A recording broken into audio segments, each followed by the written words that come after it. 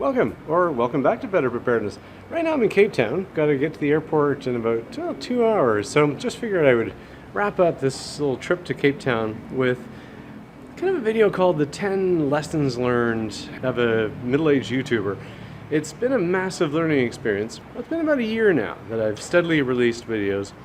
And, well, I thought I'd share with you some of the experiences I've had and also throw in a bunch of footage of this visit to Cape Town here in South Africa. Absolutely fantastic trip. Number one, being a YouTuber is a lot of work.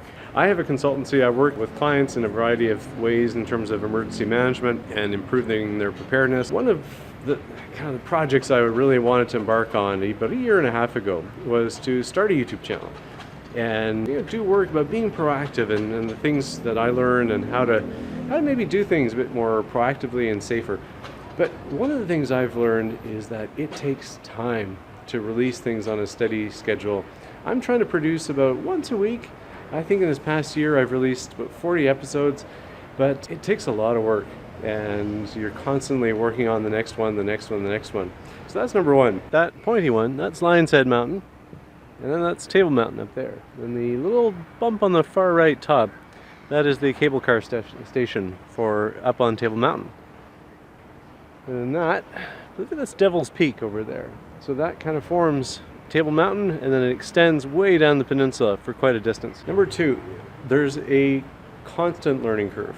You're either learning how to do your work better, you're learning new software, you're learning new technology, you're learning how to use new pieces of equipment. You're always learning.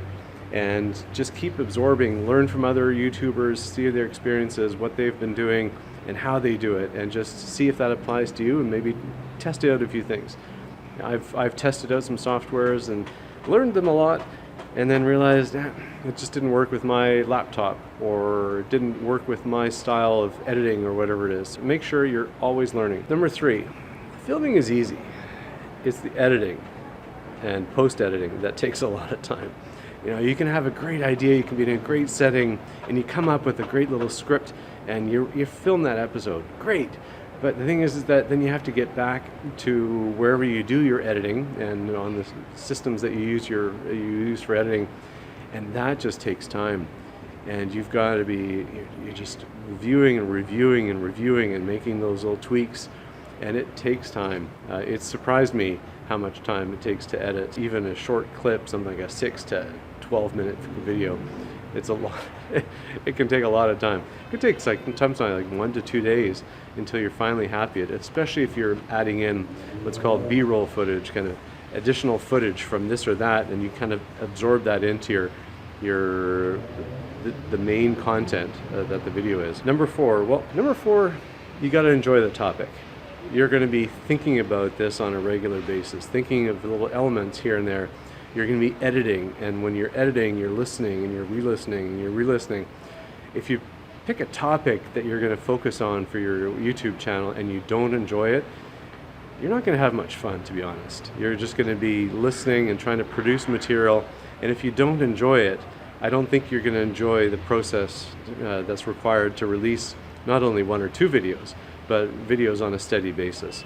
So make sure it's something you really enjoy, because you're going to be dealing with it a lot. Number 5, just finishing the editing and production of your video often feels like, yes, I'm done, yay! But actual fact, you're just going into the next step, which is the behind the scenes stuff that you have to do for each episode. And you're having to write the descriptions, do the thumbnail. If I try to release an article, most of the time when I produce a video, I try to release an article on betterpreparedness.com. Lots of extra material on there and lots of products that I've worked on and chosen as being something I support. So check out betterpreparedness.com, but just finishing the video means you're not there yet. I still find I need quite a few hours of work to produce the behind the scenes things that go with that video. Number 6, growth takes time. I don't think there's viral success for most people, and hey, if it happens, great, but it comes with experience, how you produce things then that hopefully catch on with people and catch on with that regular group of people that tune into your episodes, that click on that subscribe button and the bell while you're at it. And if this is the type of thing you like, click on that subscribe button, click on that bell button, and well, it helps grow the channel, but it takes time. Now I've watched my analytics kind of, gradually rise, but I have to admit I was hoping things would rise a little bit faster. But it has taken time, and steady growth has just taken time. But I'm happy the channel is growing, and it's people like you who tune in and watch this content and leave comments in this comment section below. I really appreciate it because, well, without you, the viewer, there isn't much of a channel. So, yeah. Just give yourself time. Don't expect viral success. I think 6 to 12 or 18 months, it just takes time for that real growth to start happening. Number 7, you do a lot of filming alone. You do a lot of your editing alone, your writing alone. It's all great. You're your own boss and there's no one really pushing you, so you have to have a bit of a self-drive. But you do a lot of this stuff alone.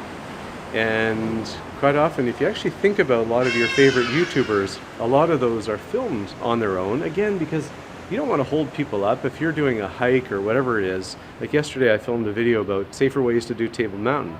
Now, the thing is that if you're wanting all that little bits of footage here and there, and you're with other people, either you're holding them up, you're getting in their way, or you're doing various things. So a lot of this stuff happens, well, alone. And so you have to be good with that, because you'll be doing a fair bit of that, especially as a newer YouTuber and you don't have people helping you out.